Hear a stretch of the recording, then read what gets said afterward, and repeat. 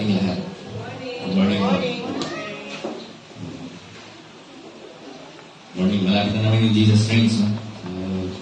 Maagang paanyaya po sa lahat. Ito na yung Jesus Reigns celebration. Sa umaga po rito, ako yung nagagalak na makita kayo, makasama kayo sa ating panambahan. Tuloy nga na napakabuti ng Panginoon sa aming sharing kahapon sa aming devotion sa group. Mention nga po na napakabuti ng Panginoon. This is the day the Lord has made.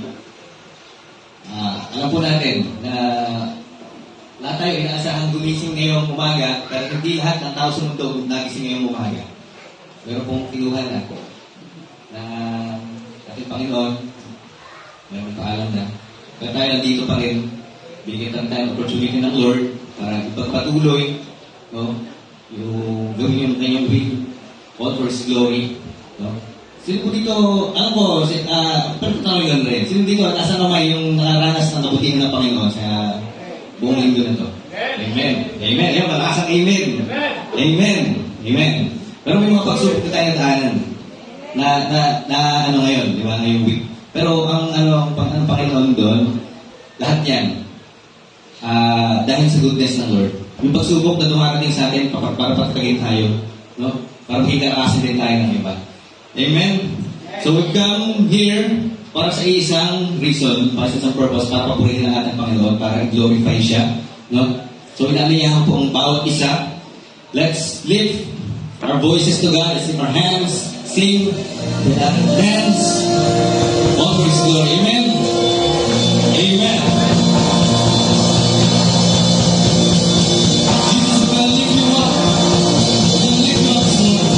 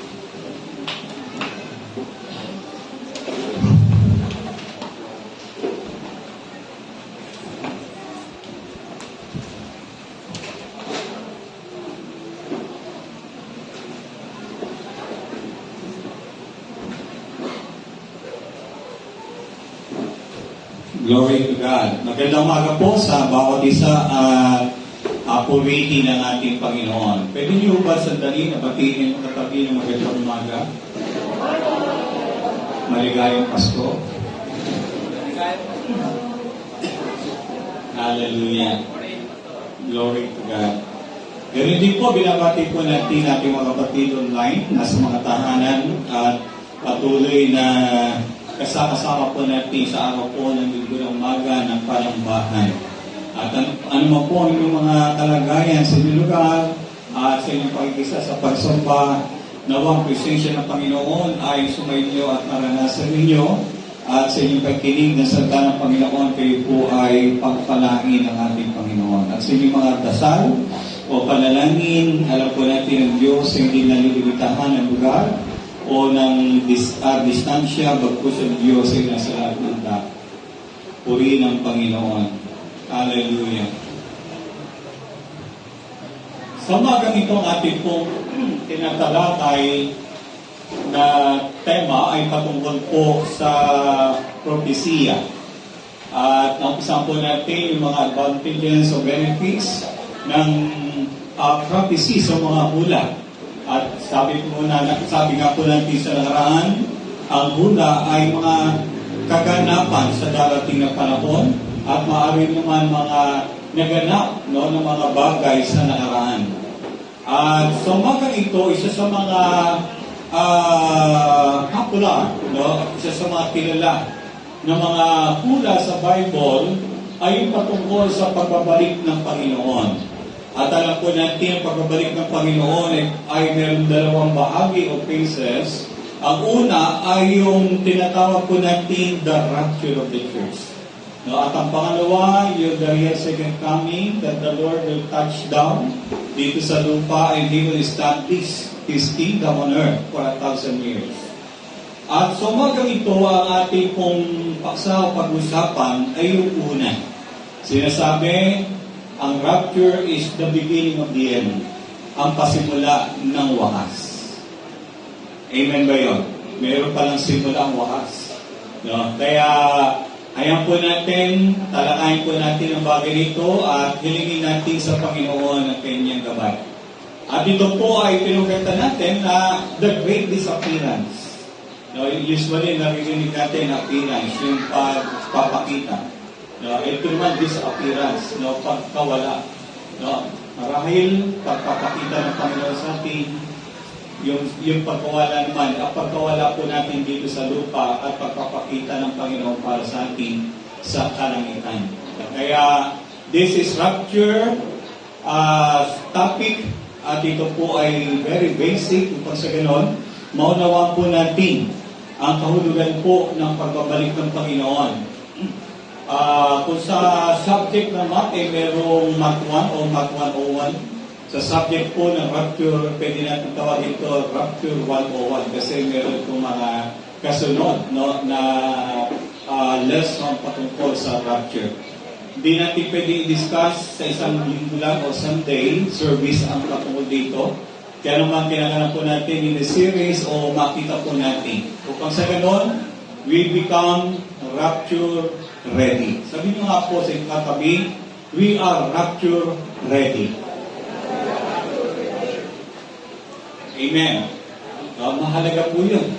That we are a rapture ready. That anytime na mag-take place ang rapture o mangyari, we are ready or be included in the rapture. Please raise your right hand. Yeah, glory to God. Okay, yung iba ayaw magtaas na kamay, medyo di ko alam bakit. Balikan lang po natin sa pagtalakay po natin ng about prophecy. Ang layunin niya, basahin na po natin sabay-sabay para sa iyo may participation po tayo. 1, 2, 3. Ng tamang pagkaunawa at pamumuhay ayon sa mga hula sa Biblia sa kaganapan sa huling panahon. Sinasabi natin, tayo ay nasa huling panahon at maraming mga hula sa banal na kasulatan nagaganap sa ating panahon. Ayaw po natin na maligaw tayo o magkaroon tayo ng ibang pananaw patungkol sa interpretation ng hula. Dalawa lang po pwede mangyari. Matanggap mo maling aral o interpretasyon patungkol sa hula, o yung pangalawa, magkaroon ka ng ibang interpretasyon. No, yung mali at ibang interpretasyon. Tayo po bilang pamilya ng CDC, meron po tayo na pinangahawakan or a statement of faith with regards to biblical prophecy, especially sa ating pong pananampalataya sa muling pagparito ng ating Panginoon. No, upang maunawa natin, at the same time, maipabuhay natin. No, lagi ang knowledge ay napakalaga sa application. Amen? If you have a wrong knowledge, you will have a wrong application. If you have a right knowledge or understanding ng Bible, you will have a right application ng banal na sulat. Amen. Kaya hindi po para bang biro, no, na yung banal na kasulatan ay hindi natin basta paunawain na lubusan. Okay na po na pagdating dito, alam po natin, no, we stand sa isang paunawa, no, at sa ganon, ma-apply po natin ito sa ating buhay at maging sa ating pong pang-araw-araw na gawain. Sinabi po natin na meron kayo tawag na Issachar tribe. At ang Issachar tribe ay meron silang kakaibang spirit. At ang gift nito ay bigay ng Panginoon sa kanila to understand, no, the sign of the times. So that they will lead Israel, no, kung ano yung kanilang gagawin para sila ay magtagumpay. Kaya yung understanding, no, the signs of the times or the prophecies ay tumutulong po ito upang malaman ng bayan ng Israel kung anong gagawin. Tayo po ay hindi bayan ng Israel. Tayo po ay bayan ng Diyos. No? Ibig sabihin, bilang mga pamilya ng Panginoon, we are not physical, literal Israelites. No? Tayo po ay parang dapo na ilugbay lang, no, sa lahi ni Abraham sa pamamagitan ng pananampalataya. Pero bilang mga mananampalataya at iglesia ng Panginoon, tulad po ng tribo ng Issachar, no, at ang kanyang mga kaanak, no, miyembro ng pamilya, ay meron silang ibang pangunawa, no, sa mga kalagayan ng panahon. At yun na po ang nagiging gabay nila kung paano sila mamumuhay at magtatagumpay bilang isang bayan ng Diyos. Nais din po natin parating sa inyo, tayo bilang mga mananampalataya, no, nawa ay pagkalooban tayo ng Diyos, no, ng portion of His anointing to understand, to really understand, no, yung mga bagay patungkol sa propesiya upang sa ganon magabay din natin no ating sambahayan at maging ang katawan ng Panginoon sa pangunawa patungkol sa bagay nito. Amen ba yun? Amen. No? Ipanalangin po natin yun. Hallelujah. Meron po isang lalaki, no? One of the strangest missing person cases in Canada involved a 32-year-old. Ang pangalan niya po ay Granger, na parang Granger, nilagyan ng G, Granger, Taylor of British Columbia. Ito po ay nangyari November 29, 1980. Ang sabi noon, he left a note to his parents. No, nag-iwan po siya ng kanyang sulat na pamamaalam sa kanyang magulang. No, at the age of 32, anong day lang? Actually, this is a real story. No, tunay na nangyari ito, kaya very specific yung details. May pangalan, may address, may edad, di ba? At may petsa na nangyari. No, bali, meron siyang passion para mag-ibot. Hindi sa buong mundo, kundi even in the whole universe. No, this is one of his dream and passion. At dumating yung time, ito na po. Sabi niya sa sulat, Dear Mother and Father, di nga lang binanggit ko si Leon, I have gone away to walk aboard an alien spaceship as recurring dreams assured a 42-month interstellar voyage. Maglalakbay sila sa iba-ibang planeta, sa buong kalawakan, sa loob ng 42 buwan. Wow. Lagi ito kanyang napapanaginipan o lagi rin niyang pinapangarap. Then after that, sabi niya, to explore the vast universe, yung malawak na kalawakan, then saka siya babalik. Dahil matagal po yun, more than a year, 3 years, may get, 3.5 years. Kaya naman, sabi niya, without assurance, I am leaving behind all my possessions. Iiwan ko na lahat yung aking mga pag-aari o kagamitan sa inyo, aking magulang. As I will no longer require the use of any. Hindi niya na kasi magagamit yung kanyang gamit sa loob ng 3.5 taon. Iiwan niya na yun. Bali, the following, no one has seen grandeur since then. Simula nang bilhin niya ito, sulat nito, sa kanyang magulang, nagbangat, nagsabi ng ganung bagay, wala na po naging balita o informasyon sa taong ito. Ayon po sa record. Sabi nga, I don't believe, sabi po ng writer nito, I don't believe he was abducted by aliens. Abducted by aliens. Na parang bang siya'y kinuha, kinasudi, kinidnap ng mga aliens. Yung sumunod nito, hindi siya naniniwala, ayon sa record. But I can see how the world will be gripped by 1,000 conspiracy theories in the aftermath of the coming rapture. Dahil nga po, ito'y para ba matatag natin pagkawala, pagdamit sa Kanya. Hello.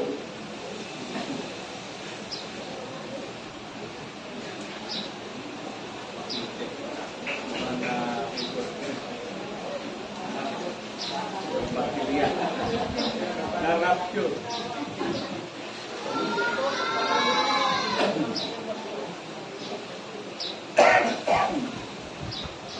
Pag-pray niyo po. Ma-rapture tayo.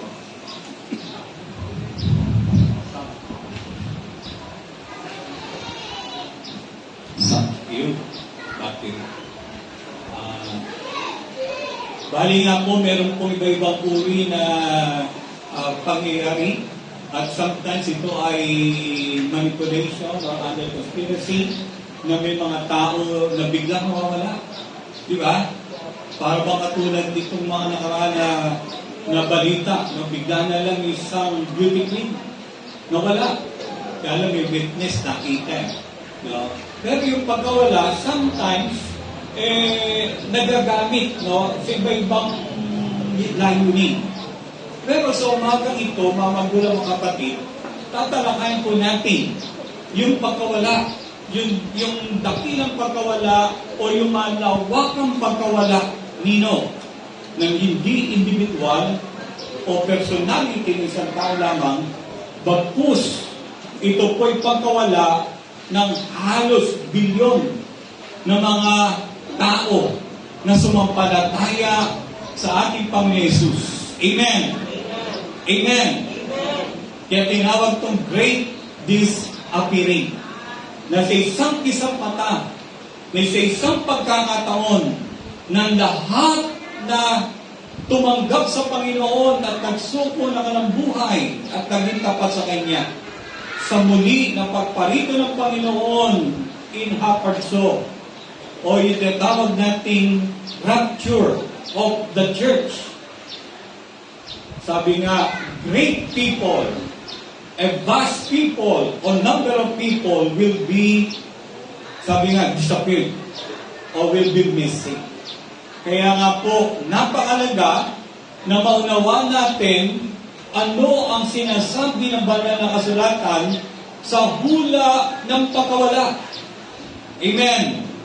Na mga napakaraming tao na mga tunay na tumanggap kay Kristo.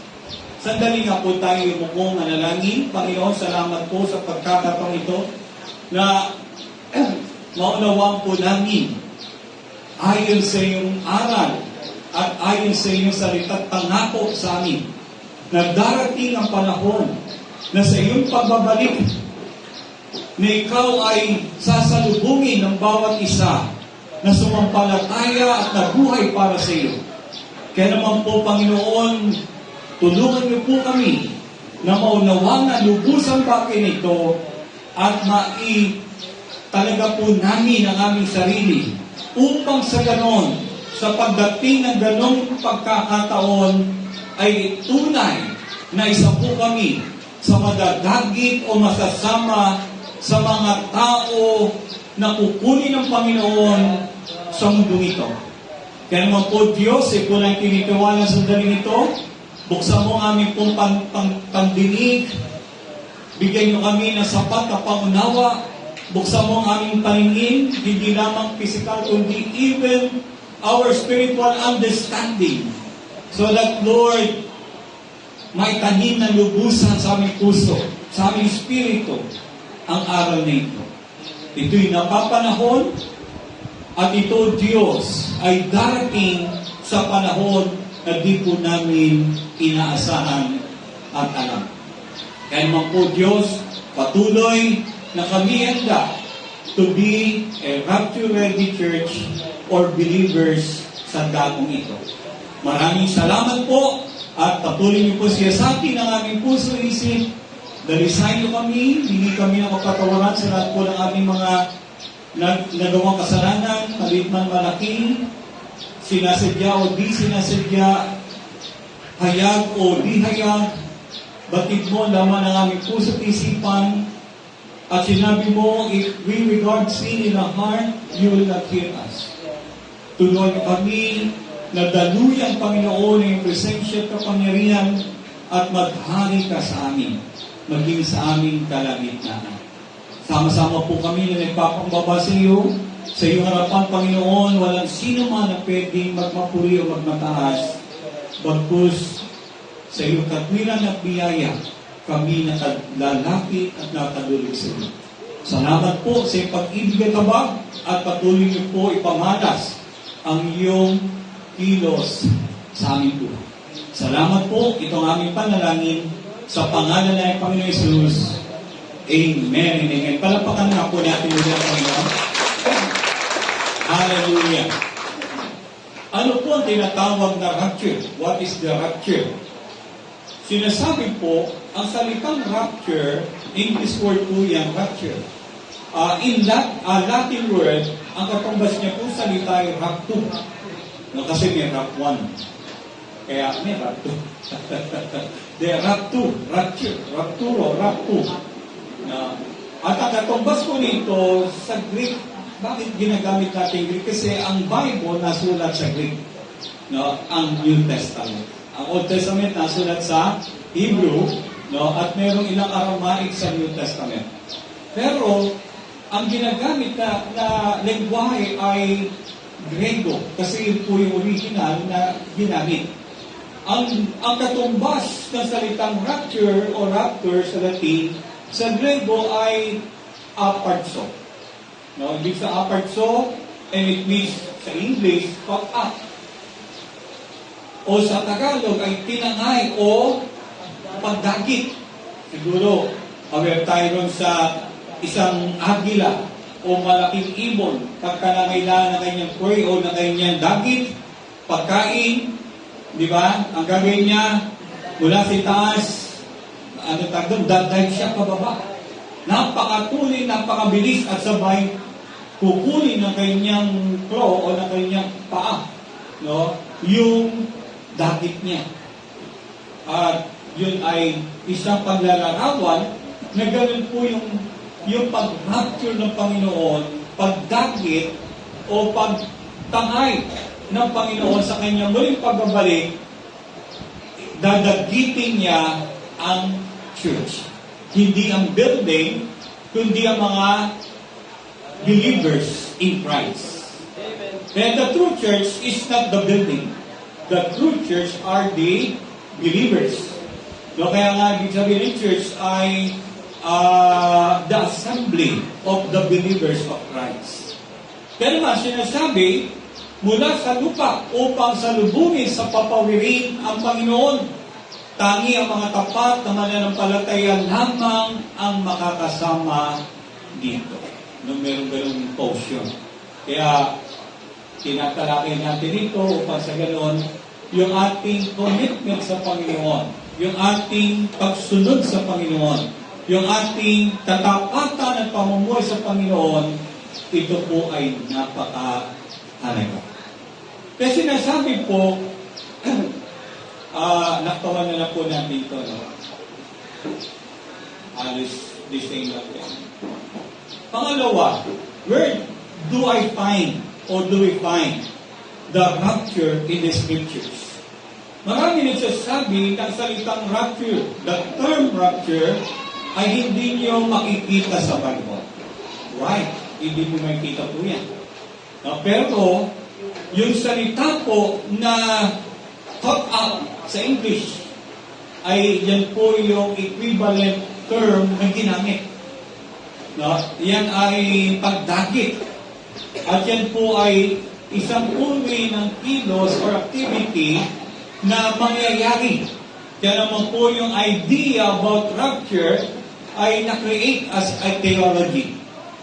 Kaya naman sinasabi po, saan po sa banal na kasulatan upang sa ganon kayo po ay alam ninyo sa matatagpuan. Amen. Katulad na tinuro ni Pastor Erwin last Friday, yung mga Berean, pagka nagturo si Pablo, hahanapin sa Biblia kung talagang nakasulat sa Biblia. Kaya kung gusto niyo po malaman kung saan sa parte ng banal na kasulatan na isulat, ang bagay nito, first and foremost, ito po ay makikita po natin sa aklat po ng unang Thessalonica, chapter 4, beginning verse 13 up to 18. With a purpose, sinulat ito ni Pablo sa mga mananampalataya sa Thessalonica, sa Macedonia. Ang sandilan, ito po ay patungkol sa pagdating ng Panginoon, pero ang mga sumampalataya sa Panginoon ay nangamatay na. Kaya naging kanilang damdamin, namatay na yung mga sumampalataya sa Panginoon, pero hindi pa dumarating ang Panginoon. Ibig ba sabihin nun ay hindi totoo yung aral at turo at hula ng Panginoon ay babalik. Kasi yung mga nag-antay ay hindi na dinatnan ng Panginoon. Kaya naman si Pablo sumulat ng talatang ito sa mga Thessalonica sapagkat nawalan sila ng pag-asa. Sila'y naging katulad din ng mga tao na walang pagkilala sa Panginoon. Kaya naman sinulat ni Pablo ito upang buhayin ang kanilang pag-asa ng kanilang pananampalataya sa Panginoon, maging sila man ay namatay o sila'y buhay, ang Panginoon muli siyang paparito. Amen. Amen. Kaya naman, yung tinatawag po natin attitude, yung perspective of the coming of the Lord anytime in history, ay isa po yan napakalaga. Pero hindi ko yan tatalakayin ng umaga, God willing, by next time na ako ito ngayon, the imminency of return ng ating Panginoon. At doon po'y napakalaga yan. Sinasabi po sa sulat ni Pablo, I don't want you to be ignorant. Ayoko na kayo maging walang alam o mamang patungkol sa mga taong namatay na. Sapagkat kung paano ang Panginoon Jesus ay namatay at muli siyang nabuhay, gayon din naman ang sino mang sumampalataya sa kanyang muling pagparito sa Arpadso, siya ay bubuhayin muli ng Panginoon mula sa libingan o saan man siyang naroroon nakalagak. Una siyang makararanas na muling pagkabuhay at pagkatapos sa mga buhay, ililipat ang Panginoon, will be caught up or raptured in the air. Kaya sinasabi ni Pablo sa verse 15, ito ang itinuturo ng Panginoon. Sino nagtuturo? Ang Panginoon. He was quoting. Amen. At sinasabi roon, na sinasabi naman namin sa inyo, parang katulad ng ordinance. Doon sa Holy Communion, itong aral ng Panginoon na binabanggit ko sa inyo. Ganun din naman si Pablo, ito ang turo ng Panginoon patungkol sa kanyang muling pagparito. o doon sa mga taong namatay na, tayo mga nabubuhay pa at natitira pa hanggang sa pagparito ng Panginoon ay hindi mauna sa mga namatay na. Sa araw na iyon ay maririnig ang tinig ng arkanghel at ang tunog ng trompeta ng Diyos at ang Panginoon mismo ay bababa mula sa langit na sumisigaw. At ang mga namatay na sumasampalataya kay Kristo ay bubuhayin muna. Sa verse 17, 16, 12, pagkatapos tayo naman mga buhay pa at natitira ay titipunin sa lapaap kasama ng mga binuhay upang salubungin ng Panginoon sa himpapawid sa gayon, makapiling natin siya magpakailanman. Upang ubusan natin makita, sinalungguhitan ko po dyan, no? Yung salitang titipunin sa lapaap. Sa English, cut up. Katulad na sinabi natin, ang equivalent word po nun sa Latin ay rapture at sa Grego ay arpazo. Kaya yun po, ibig sabihin niyan, titipunin, dadagitin, paitaas. Subalit, bago mangyari yan, una mangyayari ang muling pagkabuhay ng mga taong namatay kay Kristo. Pero hindi kasama doon ang mga namatay na hindi kay Kristo. Kaya si Kristo ay babalik lang para sa kanyang mga alagad o mananampalataya. At ang tawag doon, the first resurrection of the dead in Christ. Kaya nga, description po roon, asleep o natutulog, sapagkat sila'y muling gigisingin, ibabangon ng Panginoon, kukunin sila. No? Kaya meron po na paliwanag, yung asleep o yung natutulog, gigisingin, kasi darating ang time, ibabangon sila ng Panginoon.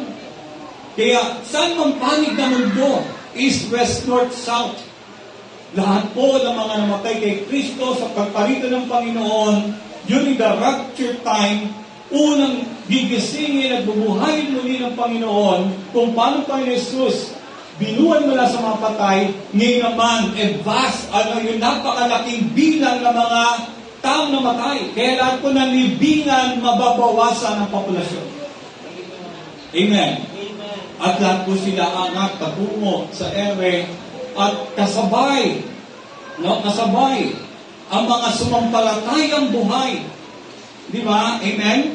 Yung mga nanatiling buhay naman kay Kristo, hindi lahat. Sabi roon, in Christ din, sila'y iangat ang Panginoon, ira-rapture, dadagitin, at pag-meet in the air, that there will be a great reunion, no, sa lupa disappearing, but in heaven above, there will be a great reunion ng lahat ng mga sumampalataya at tumilala sa Panginoon at natiling tapat sa Kanya, from the Old down to the New Testament.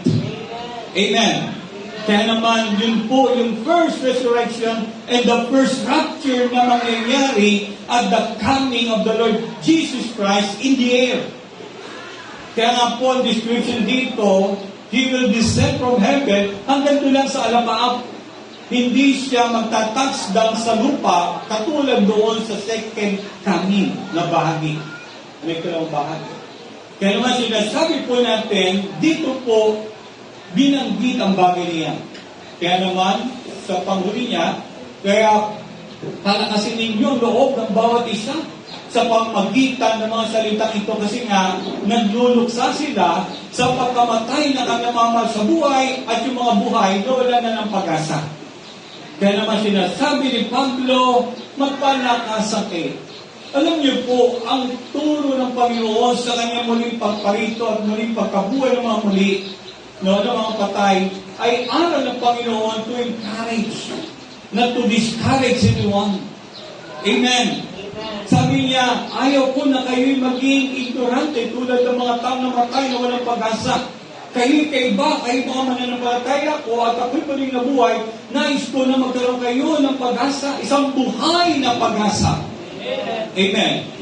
na meron tayong inaasahan ayon sa hulat pangako na sinabi ng Panginoon na aral sa kanyang alagad na pinapasa sa bawat isa. Kaya naman sinasabi po sa pangalawang talata na pwede nating pagpunan ng pagparito ng Panginoon, mismo ang Panginoon Jesus ang nagsabi sa kanyang mga alagad, kapag naroon na ako at naipaghanda na kayo na matitirhan, babalik ako at kasama kayo sa kinaroroonan ko. Sa English po, if I go and prepare a place for you, I will come again and I will take you to myself. Diba? I will take you to myself. That where I am, you may be also. Napakalaga yung sinasabi rito ng Panginoon that napupunta siya. Ito yung time ng Panginoon, nagpapahalag sa kanyang mga alagad na siya ay alis. Na pero hindi nila alam kung saan pupunta ang Panginoon. Na siya, ang sinasabi ng Panginoon na paglisan niya ay pagbalik niya na sa kalangitan. Kaya naman, ito po isa sa mga aral na Panginoon sa kanyang mga alagad na malapit na rin siyang mamatay. At sinasabi po dito na sa kanyang pag-alis, tutungo siya roon sa kanyang pinanggalingan sa kalangitan. At pagka nandoon na siya, iahanda tayo ng mga tirahan, ang tawag na po roon mansion with many rooms. Diba? Mansion po yun, with many rooms. Upang sa ganun, ma-accommodate niya ang lahat ng mga taong sasampalataya sa Kanya. At pagka yun ay nagawa niya at natapos niya na para sa lahat at nakumpleto ng bilang, sabi roon, bababa ang Panginoon at ang tawag ko doon, rapture. Amen. Amen. Reunion in the air. Kaya naman, sa 1 Thessalonians chapter 1 verse 10, bakit sinasabi natin ng pagkakataong ito ay mangyayari the beginning of the end? Kasi pagka nangyari ang bagay ito, pasimula na ito ng wakas. At anong kasunod na event? Pagka nagkaroon ng rapture, ang sinasabi po ng Panginoon na magkakaroon ng 7 taon na kapighatian na hindi pa nararanasan ng sino mang lahi sa mundo. Simula nung nilikha ang mundo at ang tao. Itong uri ng kapighatian ito is for greater than doon sa suffering na naranasan ng Israel nung sila nagpunta ng Egypt for 7 years. Nagkaroon sila ng 7 years prosperity, and then after that, nagkaroon sila ng 7 years famine. Higit pa roon. Higit pa rin po doon sa iba't ibang mga pangyari. No? Katulad ng First World War, Second World War, no? Sapagkat ang kapighatian na ito ay chaos. Full of disaster, full of yung persecution sa mga taong sumasampalataya kay Kristo sa Panginoon. Kaya, matindi. Kaya nga sabi, this will be the beginning of the end. Kasi ang kasunod dito, 7-year tribulation. Kaya naman, napakalaga ang tagpong ito. At sinasabi ng 1 Thessalonians, bakit tayo nangahawak doon sa sinasabi natin na magaganap ito bago ang 7 taong kapighatian. Sinasabi ng unang Thessalonica chapter 1 verse 10, ang maghintay sa kanyang anak na si Jesus at His coming, siya ang muling binuhay na magbalik o magbabalik mula sa langit at magliligtas, At magliligtas sa atin sa darating na poot ng Diyos, referring to that day of Jesus, of His coming. Yung tinatawag po natin na after the rapture, darating ang tinatawag natin 7-year tribulation na mababasa natin doon sa sinabi ng Panginoon na mga mangyayari in Matthew chapter 24. Kaya naman sinasabi po sa Revelation chapter 3 verse 10, sapagkat tinupad mo ang aking utos na magtiyaga, iingatan naman kita pagdating ng panahon ng pagsubok. Ano sabi ron? Iingatan. Di ba? Hindi niya ipararanas yung panahon ng pagsubok sa church. At alam niyo po anong church ang sinabi ng Panginoon ito? Sa 7 churches, ang Philadelphia Church. Na ang Philadelphia ay isang church ng Panginoon na matapat. A faithful church. Kaya nga, nire-refer doon ng pagdating ng Panginoon, He will come to a faithful believer of the Lord Jesus Christ. Kaya meron pa po tayong pagkakataon at panahon na italagang lubusan ng ating buhay kay Jesus. So that, walang anumang sabi ron, pag-aalinlangan. Amen. Na ikaw ay kay Kristo. Saying, please, because you have kept my word about patience, endurance, I will keep you from the hour of trial. Yung tatawag po natin, the 7-year tribulation. Nahatiin po sa dalawang bahagi. The first 12 years, peaceful, under the rulership of the so-called Antichrist. And after that, magkakaroon ng declaration yung world leader na ito, ipagbabawal niya ang paghahandog ng mga Israelita sa panahong ito na tinayo ang templo. Yung beginning ng tribulation. At siya na mismo ang kikilalaning Diyos. At simula noon, magiging more severe yung pukot ng Diyos sa mundo. Kaya naman, sinasabi natin ito, pagka binasa mo yung Revelation, beginning chapter 4 down to chapter 19, nandiyan na po yung description ng mga event sa pangyayari sa loob ng 7 taong kapigatian. At ang laman po niya ay hindi lamang digmaan, persecution, hirap, kundi super, mga natural catastrophe. Lindol na nabibiyang ang lupa, lindol na lumulubog ang isla, tsunami na napakalalaki, at marami pang iba na sinasabi doon sa Book of Revelation.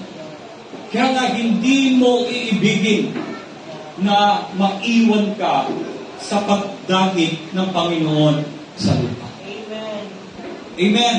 Amen. Kaya ito po isang awareness, isang panawagan ng Panginoon sa mga Kristiyano bago siya dumating upang sa ganon maunawan nila ang kahalagahan ng pagdating ng Panginoon at ang kasasapitan ng mga taong hindi mapapabilang dito. At ang sabi roon, para bang susumpain mo na sinilang ka pa sa mundo ito. Hahanapin mo kamatayan, pero hindi mo masusundan. Amen. Hindi po yan ang ating topic. Ang topic natin, rapture. Example of the Bible characters who had experienced rapture. Meron ba? Meron. Unang tao na nakaranas nito, personally, ay walang iba kundi si Enoch. Si Enoch, sa panahon na bago magkaroon ng Great Flood, sa panahon ni Noah, matapos niya sila yung kanyang anak na si Methuselah. At yung time na yun, nagkaroon siya na encounter sa Panginoon and he walked with God throughout his remaining life. Kaya nga, sa time na yun, ang sabi, at sa buong panahong iyon, kasama nga niya ang Diyos. Pagkatapos nawala siya, sapagkat kinuha siya ng Diyos. Amen. Yan ang sinasabi ng Genesis chapter 5, bago doon sa chapter 6 kay Noah. Sa 2 Kings chapter 2 verse 11, kay Prophet Elijah, patuloy sila nag-uusap habang naglalakad. Tinatanong ni Elijah kung anong ibig na ibigay sa kanya ni Elias kasi siya ay linisan na. Alam ni Elias kasi siya ay alis at siya pupunta na sa kanyang amo. sa Diyos. At dahil po doon, hindi pa lubusan noon ni Elisha ang bagay na yun, along the road, hiningi niya yung double portion ng anointing ni Elijah. At habang sila ay naglalakad at nagkukwentuhan, ang sabi po ng 2 Kings chapter 2 verse 11, patuloy silang nag-uusap habang naglalakad, walang ano-ano'y pumagitna sa kanila ang isang karwahing apoy na hila ng mga kabayong apoy. Literal po yan. Nagkahiwalay sila at si Elijah ay iniakyat sa langit sa pamamagitan ng hipo-hipo o ipo-ipo. Amen. Dinaluyong siya papanik. Pero ang kinuha lang si Elias. Iniwan si Eliseo kasama ang balabal na tinanggap ni Elisha para ituloy yung ministeryo ni Elijah. Pangatlo, sino ba yung pangatlo? Mukhang kulang ha. Ang pangatlo, ang Panginoong Isus.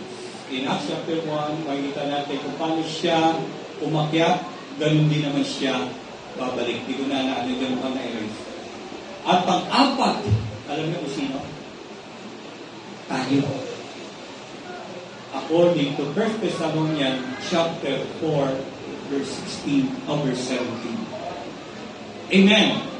Kaya nga mayroong mga Old Testament example individual na tunay na nangyari at ang Panginoong Isus ang susundan ng church. Amen. Amen. Kaya naman po, yung biglang nawawala, hindi pa yan ang rapture. Baka abduction po yan o kidnap or ransom. Okay naman, merong kinatatakutan. Di ba? Okay lang, meron siyang tinataguan. Ibang dahilan. Kaya sometimes, minsan, manufacture or manipulator ng mafia. Amen. Yung mga member ng sindikato, pagka yung isang member ay kinakailangan mawala, yun na rapture. Ibang klaseng rapture. Tingnan po natin, meron pong binabanggit. May isang tao na sinasabing na rapture. Tingnan natin kung totoo hindi. The oldest active missing person case in America involves Marvin Clark, who vanished October 13, 1926. Matagal na. Halos kulang 100 taon. 2023 tayo ngayon, 2026 yan. O 1926 yan. Mga 97 years ago. While on his way to visit his daughter in Portland, Oregon, USA, he traveled by bus. He boarded the bus in Tigard, Oregon, but failed to get off at his destination. Pero hindi siya nakarating doon sa kanyang pupuntahan. Di na kung bumaba o di nakababa, basta nawala. He simply disappeared. He was in his early 70s at the time, and his case is still open, and authorities are still looking for his remains if there is a... Sabihin ng bagay na ito, parang bang nababalita. Bakit kaya? Maring totoong nawala, pero hindi na-rapture. Amen. Kasi ang rapture ng Panginoon ay yung tunay na event, yung rapture of the church. Doon na kay-schedule yun. Walang sinasabi ang Panginoon na may rapture siya one by one. Ang pwede lang, kung kunin ka ng Panginoon, inilibig ka. Pwede yun. Isahan. At maliban doon, wala nang binabanggit ang Bible. Meron mga tao, they were caught up, kinuha kanilang kaluluwa o espiritu papunta doon sa presensya ng Diyos. Maraming mga kwento niyan. Pero iba po yung sinasabi natin na rapture of the church. In a twinkling of an eye, babaguhin tayo ng Diyos. Makikita po natin yan. Bibigyan ko ng konti kasi yung time. what happens in rapture? Ano mangyayari sa rapture? According to 1 Thessalonians chapter 4 verse 16, makaririnig tayo ng tinig ng archangel. Sino si archangel? No? Sino nga ito? Si Michael Gabriel. Ito po yung nag-iigip ng trumpet. Trumpeter po ito. Bilang simbolo, no, at panawagan, pagka ang hari ay darating, iniihip to at the arrival of the excellence or excellency. Kaya naman yung hari bababa with a trumpet. At pangalawa, ang tunog ng trumpeta ng Diyos. Ang trumpet na ito, hindi trumpeta ng barko. No, kasi maraming trumpeta. Binanggit dito, trumpet of God, the archangel. At meron talagang special na trumpet doon. Ang Panginoon ay bumababa mula sa langit na sumisigaw. Sa ibang translation hindi binanggit kung Panginoon sumisigaw o yung anghel ang sumisigaw. Pero merong pagdating ng Panginoon pagbaba with a loud noise, with a loud voice, para ba may dagundong. Kasi yung trumpet maririnig around the world. Panawagan yon sa lahat ng mga sumampalataya kay Kristo. At ang matindi ron, yung mga patay na mismo na natutulog, maririnig nila yun. Amen. At yun yung maririnig ng lahat from north to south, east to west, around the universe. Then, sinasabi ang mga namatay na sumasampalataya kay Kristo ay bubuhayin muna. Pagkatapos, tayo naman mabuhay pa at natitira titipuni sa lapat. Panglimang pangyayari po yan. No? At pagkatapos, pang-anim, kasama naman binuhay upang salubungin ang Panginoon sa ipapawid.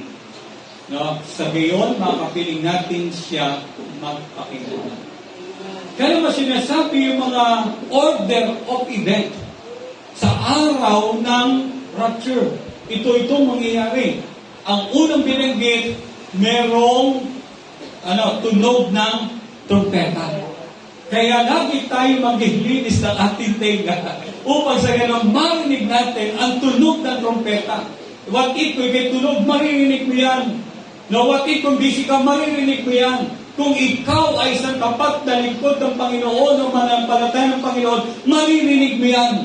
Kasi yun ay call ng Panginoon for the church to be caught up. Amen. Amen. Amen. Kaya yun ay bibigay ng signal. Rapture time na. At sinasabi po, pang-apat, what will be our bodies, what will our bodies be like after the rapture. Sa 1 Corinthians, sulat ni Pablo sa mga taga-Korinto, ito ang description kung ano ang ating magiging kalagayan ng katawan. Alam niyo po ba, pagka ang isang tao pupunta sa outer space, anong suot? Space suit, di ba? Hindi pwede pumunta ka sa buwan na wala kang space suit. Yung pagiging astronaut. Amen. Merong special na damit. Maari yung katawan mo nandoon, pero yung kasuotan mo dapat pang himpapawid. Kaya naman sinasabi po, pakinggan ninyo ang hiwagang ito. Hindi mamamatay ang lahat, ngunit lahat tayo babaguhin. Amen. Sino po sa inyo ang gusto niya, hindi siya mamatay? Amen. Ako po yun ang aking panalangin. No, ang panalangin ko, dumating ang Panginoon ng buhay pa. Kahit na ako ay may karamdaman, nararanasan, may hirap na dinadaanan. Sabihin, ano ba na mangyari? Gusto ko makita ko yung pagdating ng Panginoon. Possible? Yes. Kung bibigyan tayo ng Panginoon ng dagdag pang mga taon. Sa New Testament, meron isang tao na nalangin, si sacerdote Simeon, na kanyang panalangin sa Panoon na hindi siya kunin ng Panginoon hanggang di niya nakikita ang tagapagligtas. Amen. Amen. Kaya dapat yun din natin maging panalangin. Kaya binigyan siya ng Panginoon na hindi siya mamatay na walang tagapagligtas. At ang blessing sa kanya, na hawakan niya, no, na ihandog niya ang tagapagligtas. Pero isa sa sinasabi roon, ayaw niya na mamatay na hindi niya na-encounter ang tagapagligtas. Brothers and sisters, dapat itong ating panalangin na huwag tayong bawian ng buhay na hindi po natin na-encounter ang salvation na binigay ng Panginoon sa ating buhay. Kasi higit pa po sa 7-year tribulation ang abutin mo, doon sa apoy ng impyerno for eternity, you will be punished sa lugar niya. Kaya naman sinasabi po, sa isang sandali, sa isang kisap mata, kasabay ng huling tunog ng trompeta, binanggit po yun, pag tunog ng trompeta, ang mga patay muling bubuhayin at di namamatay, babaguhin tayong lahat. Amen. Babaguhin tayong lahat. Kaya yung pagpalit natin, supernatural. Hindi katawang panlupa ang papalit, kundi katawang pang langit. We will be transformed. Amen. At yung ating kasuotan nito, maiiwan lahat. Lahat na nasa iyong katawan, maiiwan. Ang katawan mo lamang na nilikha ng Diyos, ang kanyang dadagitin sa isang kisap mata, it will be transferred. Di ba? Kisap mata. Pag dilat mo, nandun ka na. Dahil niya pa po yung mga hypersonic jet. Amen. Paano mangyayari yun? Mystery. Hindi kayang ipaliwanag. Walang pang nakakita noon, wala pang nakadiscover noon, pero ang Panginoon, yun ang pangako niya sa atin. Amen. Kaya naman, ganun din sa mga namatay, bagaman sila kalansay, bagaman sila ay abo, bagaman ang iba chap-chap, bagaman ang iba kulang-kulang, o iba ay namatay dahil sa disgrasya, iba namatay dahil sa gera, iba namatay dahil kinain ng hayop, nagkalagas-lagas pa yung kanyang katawan, as long as na meron siyang ashes, kasama po siya, pupunin ng Panginoon kung siya po ay sa Panginoon. Amen! Amen.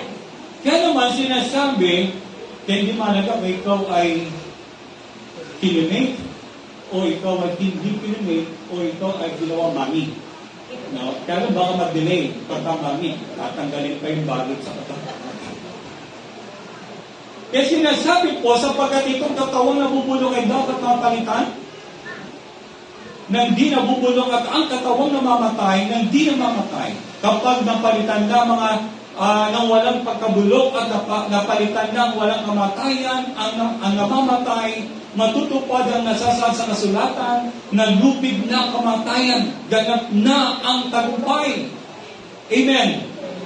Na sinasabi po ng talata niyan, nasaan ang kamatayan ng iyong tagumpay, nasaan kamatayan ng iyong kamandag, ang kamandag ng kamatayan ay kasalanan, at ang lakas ng kasalanan ay ang kautusan.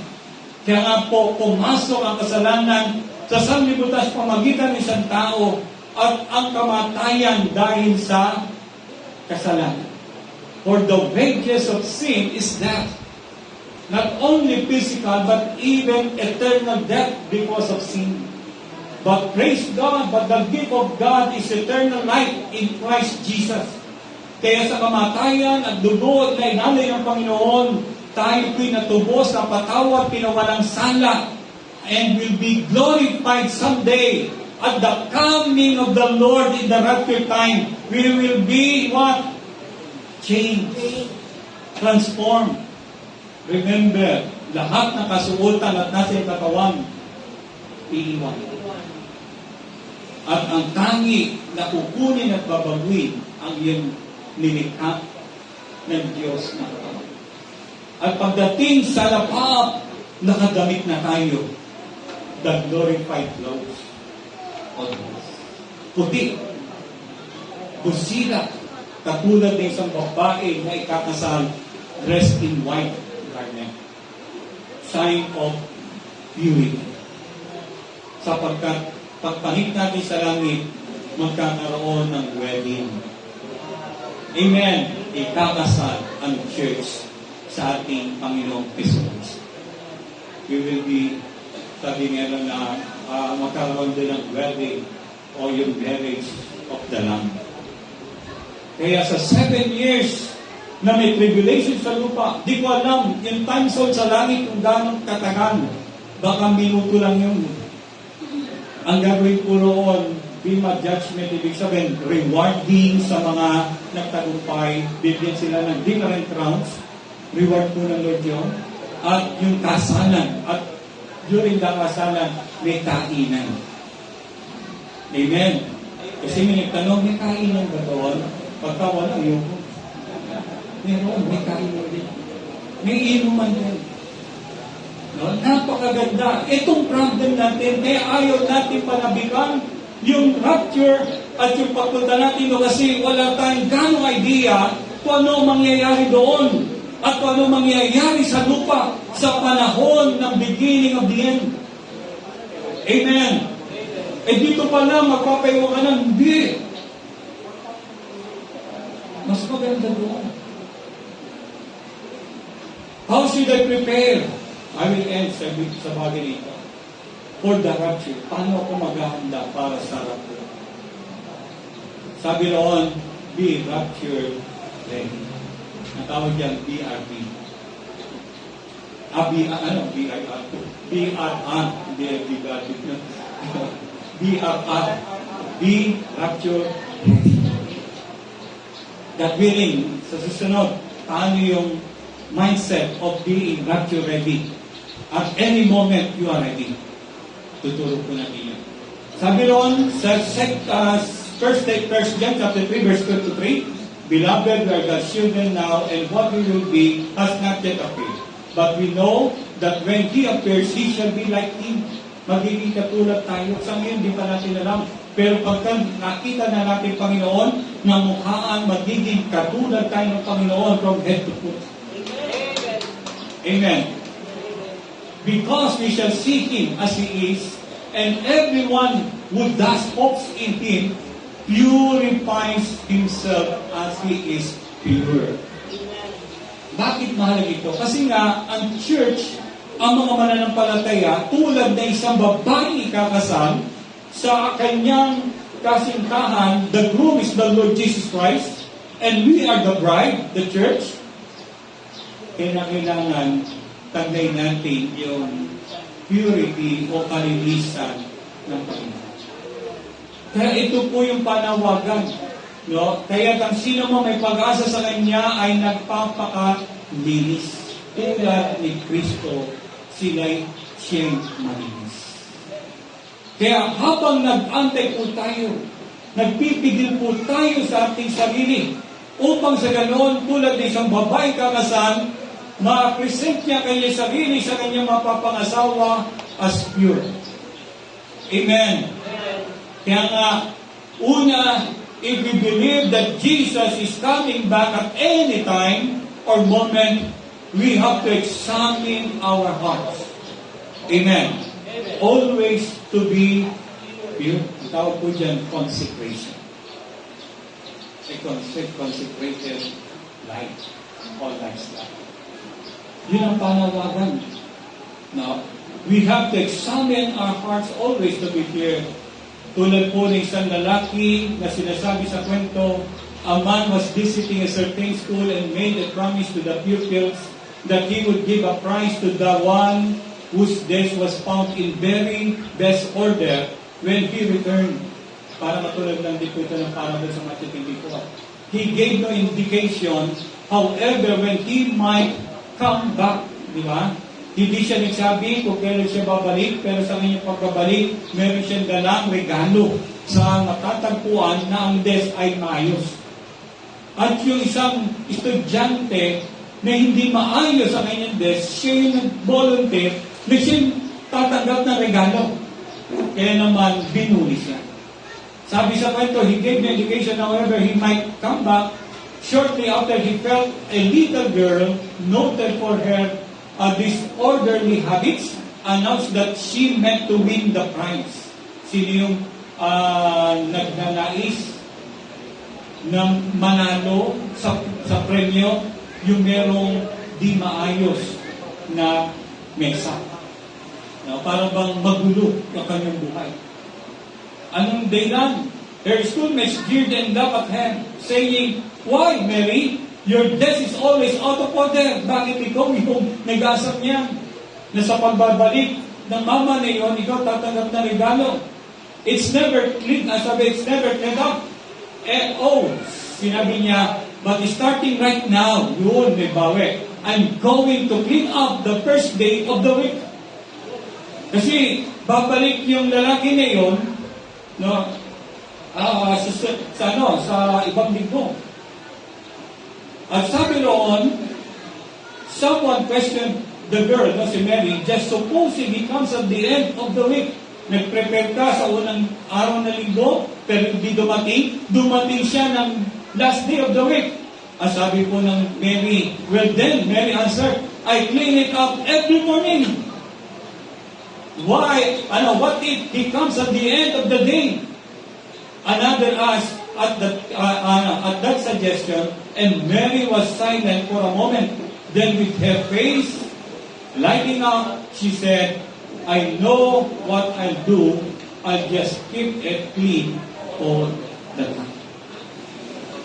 Sabi niya, bagamat siya magulo ang kanyang buhay, magulo ang kanyang mesa, kilala po siya sa pagiging magulo, sabi niya, ang gagawin ko, magbabago ako.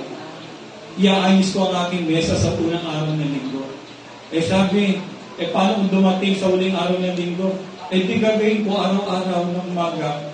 Paano kung dumating hindi araw? Dumating hapon at the end of the day. Hindi, oras-oras, gagawin ko maayos. Amen. Amen. Amen. Amen. Dapat ganun din po tayo. Yung ating naisin na comply o sumunod sa kalooban ng Diyos para sa atin. Actually, we are all qualified. Ang kailangan natin manatili lang tayo sa Panginoon. Amen. Kahit ano mangyari. We have to encourage each other in the Lord. Yan po yung sabi ni Pablo sa mga Thessalonica at sa pagtuturo ng hula sinasabi, kaya nga palakasin ninyo ang loob ng bawat isa sa pamamagitan ng mga salita nito. We have to encourage also yung ibang tao. Hindi lang tayo. We have to endure our daily trials. 1 Corinthians 15, 57, 58. Magpasalamat tayo sa Diyos sa pamagitan ng ating Panginoong Heso Kristo na nagbibigay sa atin ng tagumpay. Kaya nga mga kapatid, ang encouragement, magpakatatag kayo at huwag matitinag. Be steadfast, immovable. Amen. Amen. Amen. Magpakasipag kayo sa gawain para sa Panginoon, yamang alam ninyong di masasayang ang inyong pagpapagal para sa Kanya. Brothers and sisters, lahat ng inyong ginawa na may pag-ibig at pananampalataya sa Panginoon, no? Sa ibang tao, ay lahat po yan hindi nawawalan ng kabutihan. Amen. Kahit na isang basong tubig. Amen? Amen. Kahit na anong amount ang ginawa mo, re-reward yan ng Panginoon. And how much more kung ba't-di-ba't yan binigay mo. Amen. Amen. Sabi talagang tinodo mo na ang binigay mo sa Panginoon. Meron po isang kwento, the royal parents of Princess Victoria sa Europe po ito, United Kingdom. Felt that she should be told early in the life or in life that someday she might become the Queen of England. Bali sinabi ng magulang ni Princess Victoria na someday na siya magiging a Queen of England. At pinakailan ipalam sa kanya. Kaya sinabihan po yung nag-aalaga. So they started a governess who was a contessa to make this known to her. Then ginawa niya, she inserted in the girl's history textbook a listing of the Hanoverian kings. Listahan ng mga hari. Isinama sa dulo yung kanyang pangalan. At doon sa kanyang textbook na pinag-aralan, nakita niya ito. Na kasama siya doon. At dahil doon, at the end of the poem, she had written the name Victoria, read down, and page and came to her own day. And she looked up and said, can it really be that I may become the Queen of England? The Countess replied, yes, in all possibility, you will. And after a pause, the princess said thoughtfully, then I will be good. From then on, she began to apply herself with all her ability, realizing that someday she would sit on the throne. Amen. Amen.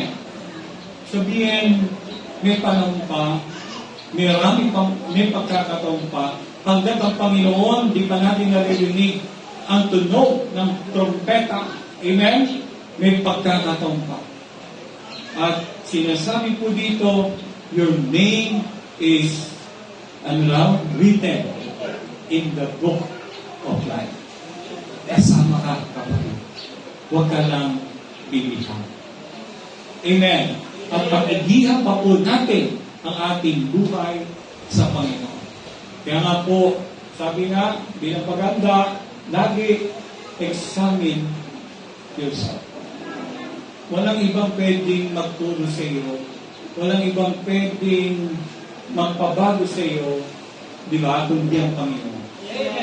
At ang Panginoon, pagka ikaw ay humarap sa Kanya, lagi, tulad ng bata, hindi sapat yung minsan unang araw ng linggo, gagawin ko na araw-araw ng umaga, hindi pa rin sapat kahit sa maghapon, gagawin ko na upang sa gayon, ma-present niya kanyang sarili na maayos pagbalik na kanyang yung mag-reward sa kanya. By grace, we can. Amen. Amen. Alam po natin, ang kaligtasan natin is not by word. It is by faith, by grace, through faith. And from grace to grace. Amen. Kaya, hingin natin sa Diyos, biyayang tayo sa araw-araw. At sabi nga, yung expect of His coming any moment, naka-reserve po yan sa susunod na patuloy. Pwede ba tayo na tumayo at tayo manalangin sa Panginoon? Hallelujah. Glory to God. Panginoon, lumalapit kami sa iyo sa oras nito. Saliksikin niyo ang aming sarili. Tulad ni David, nung siya'y kasala ng malaki sa iyo. At nung siya ay nagkaroon ng pagtutuwid sa sarili, nagpasiyasya sa siya. Sabi niya, Lord, search me, O God. Know if there is wicked thing o wicked ways in me. Panginoon, siyasatin mo aking puso. Makita at malaman ko ang aking kalikuan kung meron man sa akin. Ituwid mo. Panginoon, ngayong umaga, kami ay nagpapasiyasat sa iyo. Siyasatin mo ang bawat isa puso. Personal kami na lumalapit sa iyo.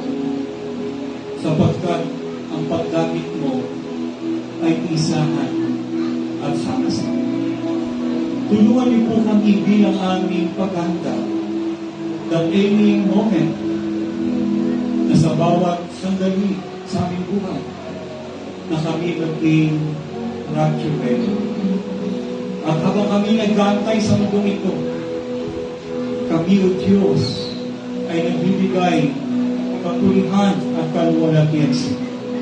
Tulungan niyo kami na maging tapat sa lahat ng bagay. Tulungan niyo kami na lumakad ng maayos sa iyong harapan. Tulungan niyo kami na magawa po namin ang iyong kalooban. Tulungan niyo kami, O Diyos, na maluwalhati ka namin habang kami ay nag-aantay sa mundo ito. Kaya naman po, Panginoon, sa iyo kami nagsusuko ng aming sarili. Ngayon pa nga, Panginoon, baguhin niya kami. Habang, O Diyos, may panahon pa. At yung lubusang pagbabago mo sa amin into a glorified body, ngayon pa man, Panginoon, ang ikatwiran ng kabanalan, ang kalinisan, at maging, O Diyos, ang kayusan. Tulungan niyo po na ito'y aming makamit. Habagay mo po. Salamat po sa iyong pag-ibig. Tulad na sabi ni Pablo in Romans 12 verse 1, by the great mercies of God, offer your lives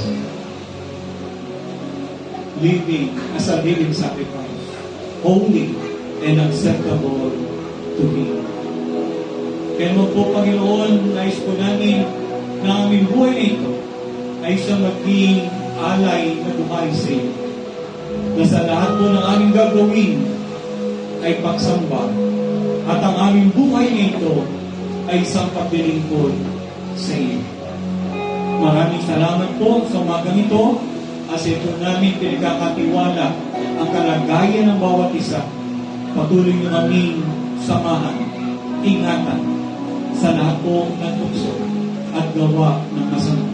Puspusin mo kami ng iyong presensya at mabuhay kami, Panginoon, taglay ang kagalakan, kapayapaan at maging kahinahunan. Maraming salamat po sa pangalan ng aming Panginoon Jesus.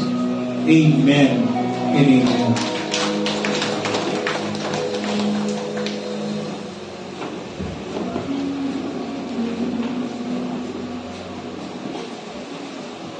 Diyan yung basahin ko sa inyo, yung 2 Corinthians 9:7.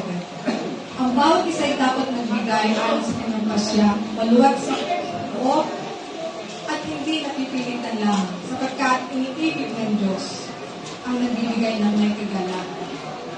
Pag-ilim na sinabi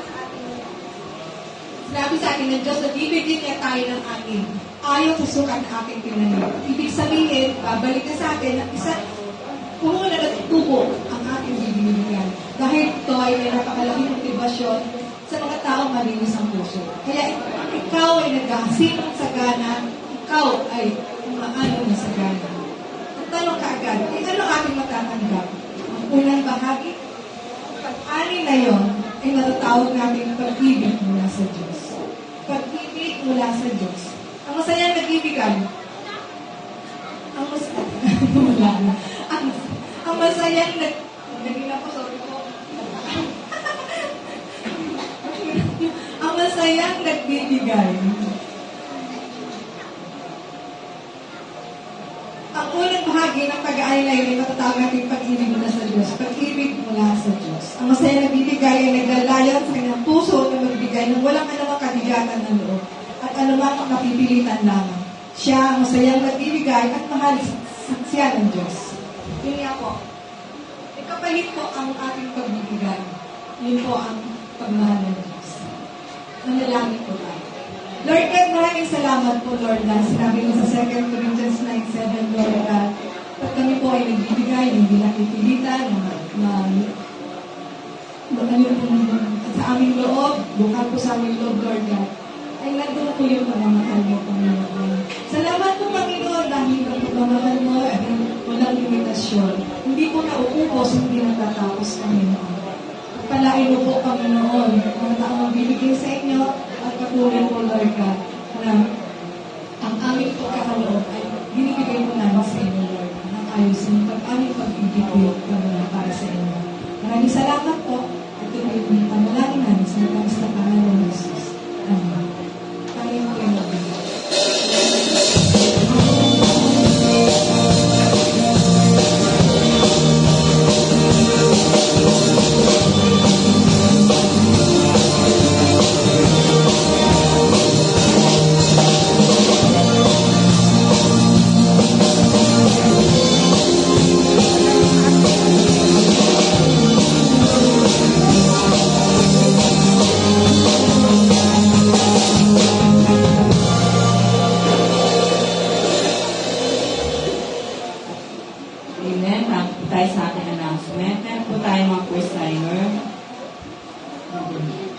si Levi Israel Papia. Then si Anthony Pableo.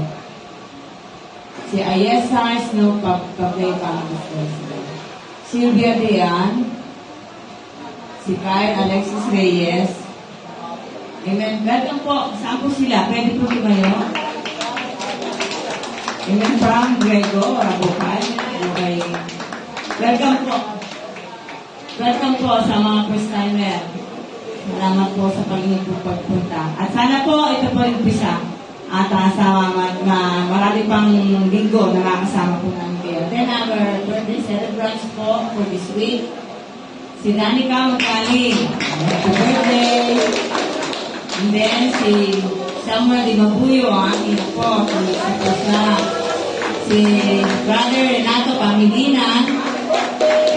Si Sister Raquel Akusar, happy birthday po. And Felix Andres. So, sa mga birthday celebrants natin, awitan po natin sila.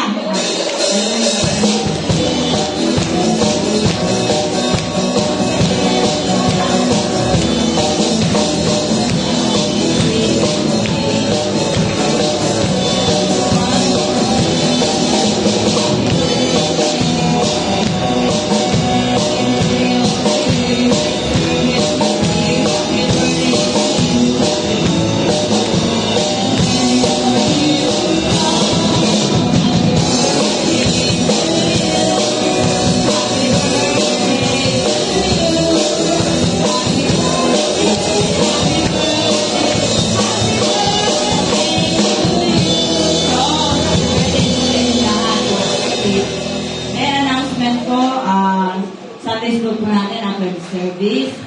And then, yung pinananawagan po muli namin ang prayer gathering po every Wednesday. Samahan niyo po kami sa face-to-face na pananalangin po. Tunay namin ginagawa po Panginoon during this service. Then, yung Jesus Race po, come November 27, we encourage you everyone, every brother and sisters, samahan niyo po. Ang bawat isa lahat po na manggagaling po sa iba't ibang bayan po ng lalawigan ng Bataan, magtitipon-tipo po sa People Center. Sama-sama po natin itaas ang pangalan ng Panginoon Jesus na pinapagligtas. Amen? So, thank you and God bless po. Tumayo po tayo lahat, samahan niyo po sa pananalangin. Hallelujah. Yes, our Father in heaven, we thank you, Father God, sa mga kapangyarihan po na salita sa umaga nito. Salamat po, Lord, sa mga salita nito na isipin reminder sa amin na dapat po namin gawin habang hinihintay po namin ang muling pagbabalik o Diyos. Tulungan mo po kami, aming Ama, na mamuhay sa katuwiran, sa kabanalan po na iyong salita o Diyos.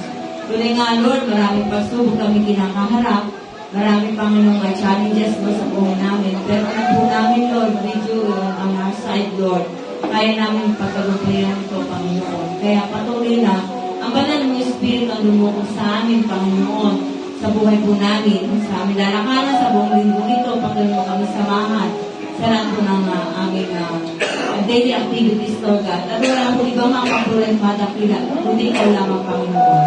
Pagpalain mo nga po, Lord, ang mga kapatigan po namin, narito sa inyong harapan sa umaga ito, maging sa mga naka-online, Lord God, sa kanilang tahanan.